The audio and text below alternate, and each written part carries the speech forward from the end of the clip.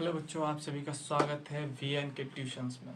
तो बच्चों, आज हम अपनी द्विघात समीकरण के चैप्टर नंबर 4 की सेकंड क्लास में आज हम लोग हाजिर हैं। तो बच्चों, आज हम कॉन्सेप्ट नंबर 2 के ऊपर बात करेंगे। तो बच्चों, आज हम कॉन्सेप्ट नंबर 2 हमारा है लैंग्वेज क्वेश्चन होगा। उसे हम किस तरीके से अपना जो न्यूमेरिकल है उस तरीके से गणितीय भाषा में कैसे लिखेंगे, उसे मैथमेटिकल लैंग्वेज में किस तरीके से उसे राइट डाउन करेंगे। ओके बच्चों, तो बच्चों सबसे पहले मैं आपके सामने एक क्वेश्चन लिखता हूँ।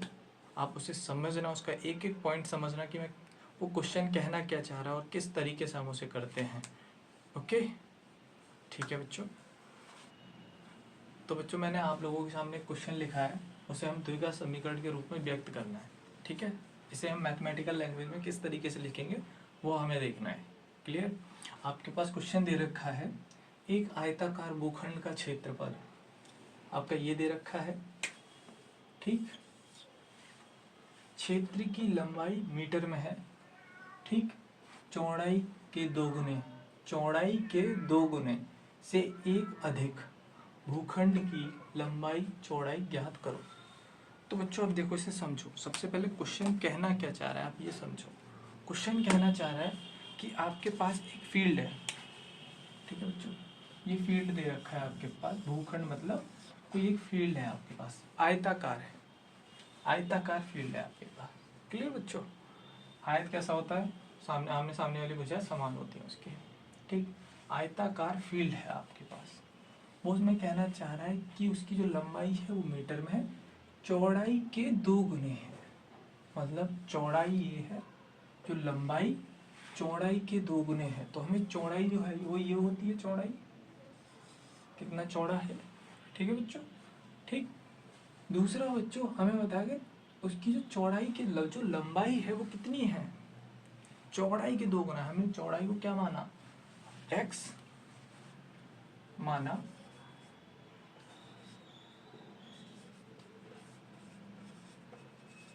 चौड़ाई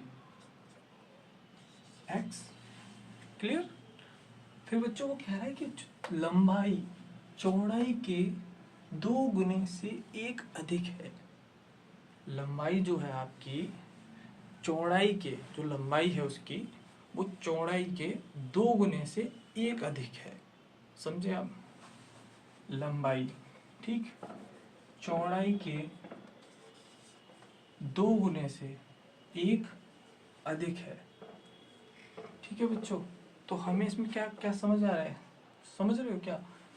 ये है आपका, जो आपकी चौड़ाई है वो ये है, चौड़ाई जो लंबाई है वो चौड़ाई के 2 गुने है। चौड़ाई कितनी है, 2, x है हमारी, कितनी गुनी है, 2 गुनी। ठीक, 2 गुनी से एक अधिक, एक अधिक। क्लियर बच्चों। देखो, इसमें मैं आपको फिर से समझाता हूँ। इसका एरिया जो दे रखा है वो आपको दे रखा है 582। क्लियर। तो बच्चों इसमें कहने देखो, फिर से क्वेश्चन समझो, एक बार दोबारा समझो क्वेश्चन। मीटर स्क्वायर ये कहना चाह रहा है कि भूखंड है, उसका ये क्षेत्रफल दे रखा है, उसकी लंबाई है वो चौड़ाई के 2 गुनी है। ये जो चौड़ाई है वो लंबाई के 2 गुनी है, 2 गुना कर दिया हमने। ठीक, फिर वो कह रहा है कि एक अधिक है, एक अधिक है। लंबाई को हमने क्या माना, x माना। चौड़ाई को क्या माना हमने, चौड़ाई को x माना। लंबाई को हमने क्या माना, 2x+1। क्लियर। अब देखो क्या होता है आगे। इसमें हमने ये हमारी लंबाई निकल आई, ये चौड़ाई है आपकी, ब्रेथ है ये आपकी लेंथ निकल आई। तो हमें लंबाई कितनी दे रखी है,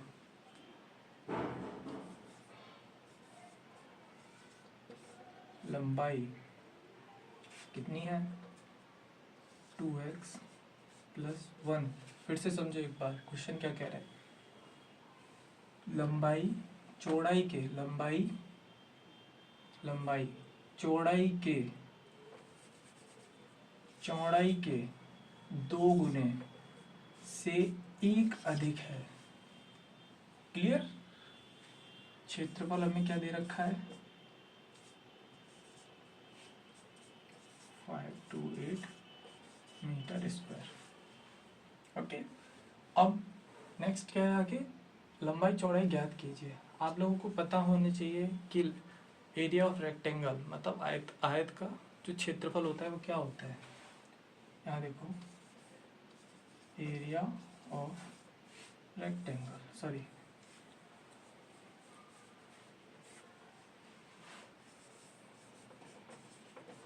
आयत का एरिया क्या होता है, वो होता है आपका L इंटू वी।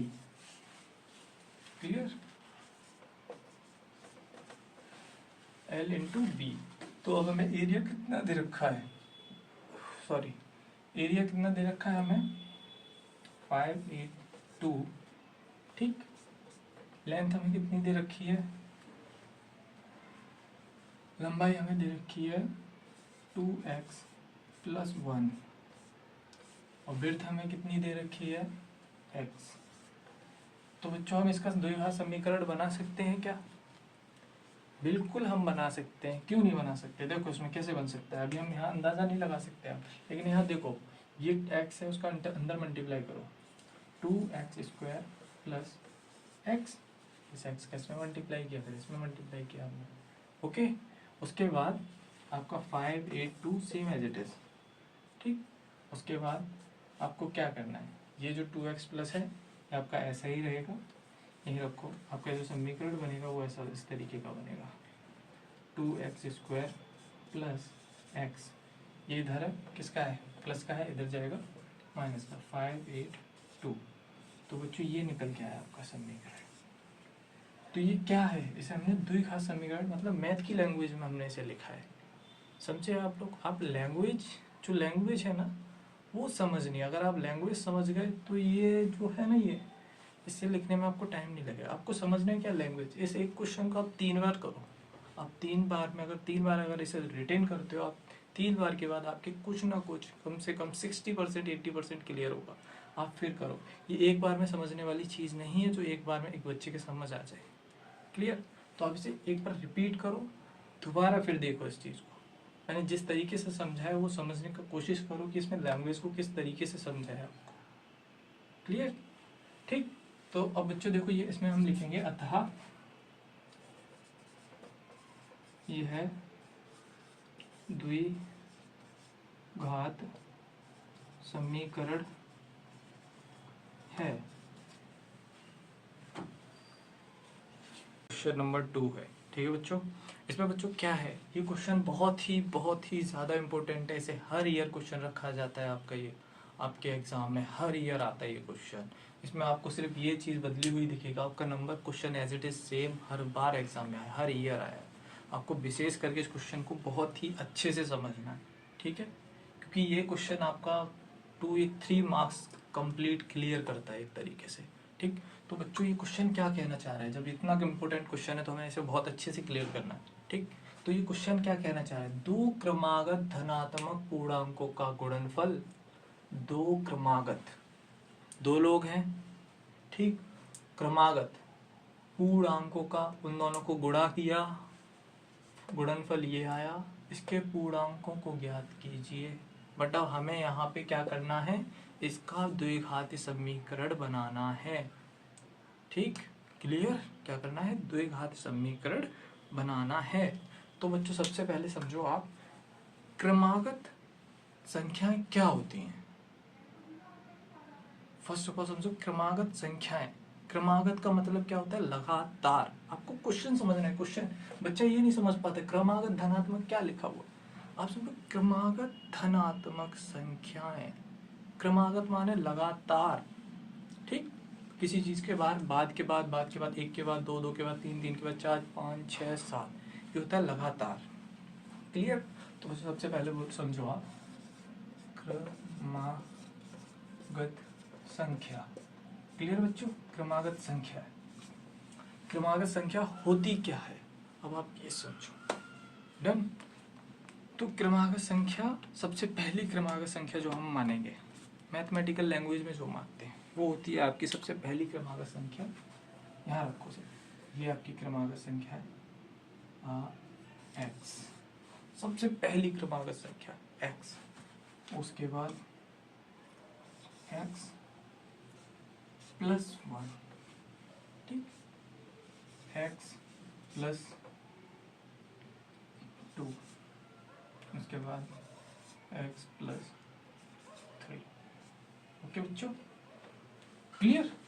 अब बच्चों देखो यहाँ पे इनफिनिट की बहुत सारी होती हैं, हमें सिर्फ मतलब है स्टार्टिंग की क्रमागत संख्या, 2 क्रमागत संख्या स्टार्टिंग की, ठीक। स्टार्टिंग की बात की कोई वो क्वेश्चन के अकॉर्डिंग हमें देखना है, बट अभी आपको समझना है क्रमागत संख्या क्या होती है। क्रमागत संख्या बच्चों मैं आपको क्लियर देता हूँ, अगर मैं x की जगह 1 रखता हूँ, यहाँ पे अगर x की वैल्यू क्या है 1, ठीक, x में 1 यहाँ रखूंगा तो कितना हो जाएगा 2, क्लियर।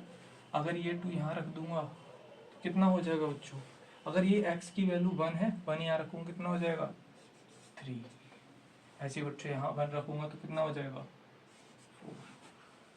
समझ रहे हो बच्चों, ये है आपकी थ्योरेटिकल, ये न्यूमेरिकल क्रमागत संख्या है।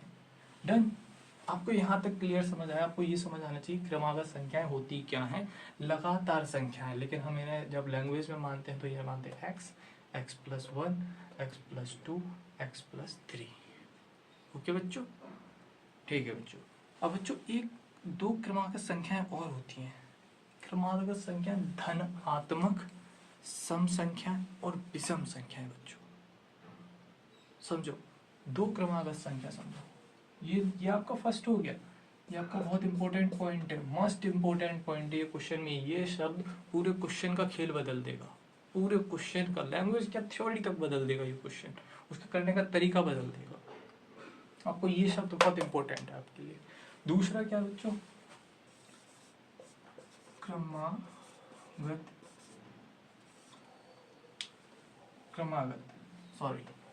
क्रमागत संख्या, संख्या नहीं, धनात्मक संख्या, सॉरी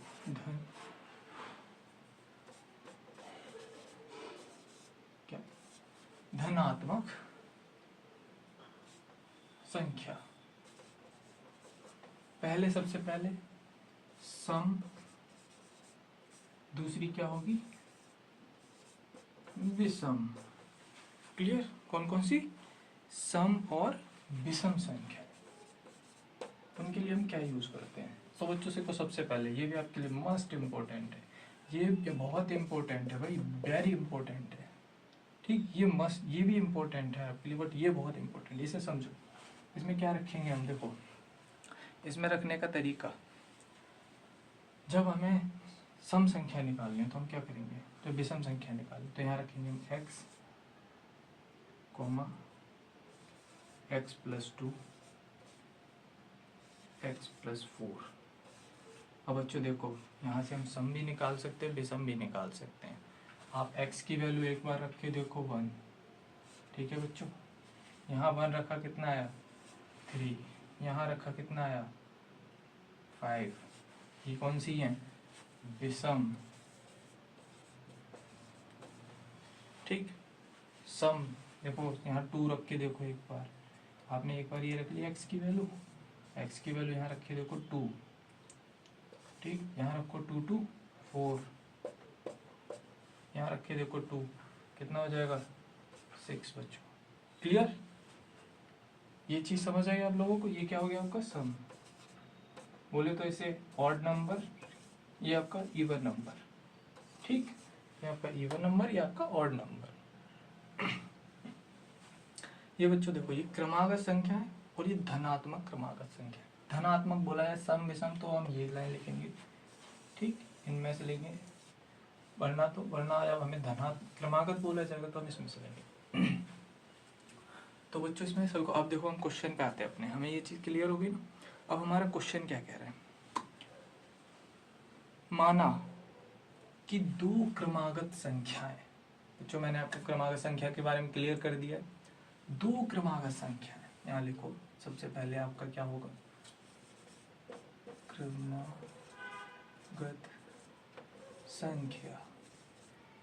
पहली संख्या क्या मानी हमने, क्या मानी पहली संख्या x, ठीक।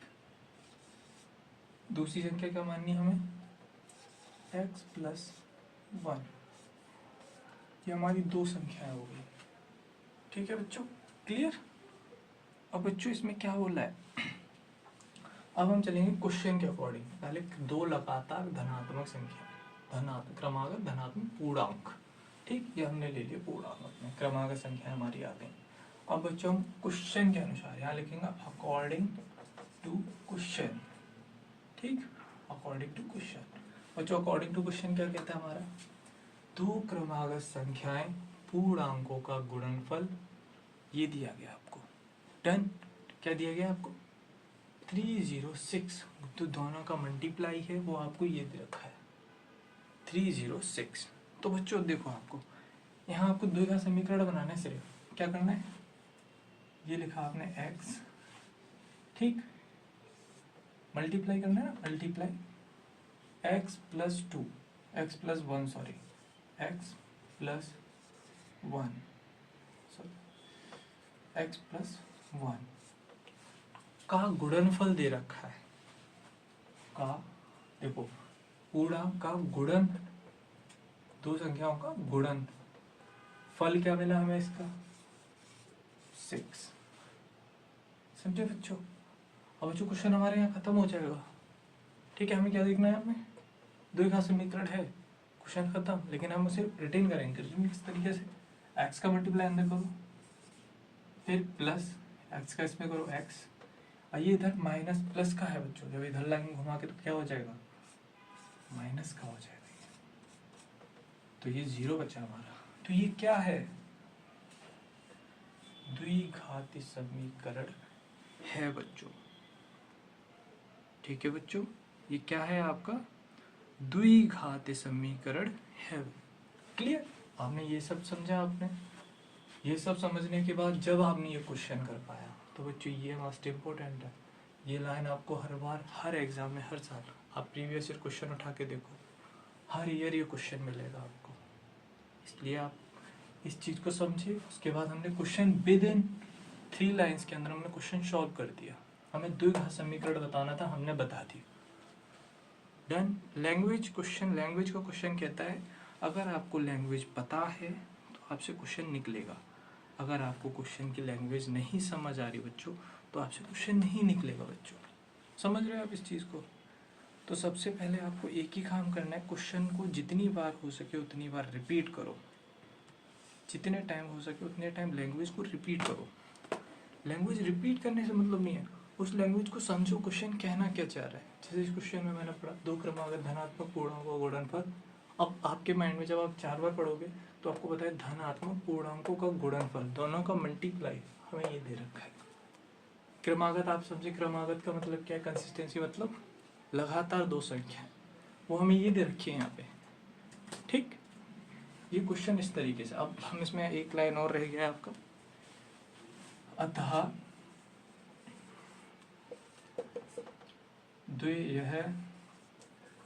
द्विघात समीकरण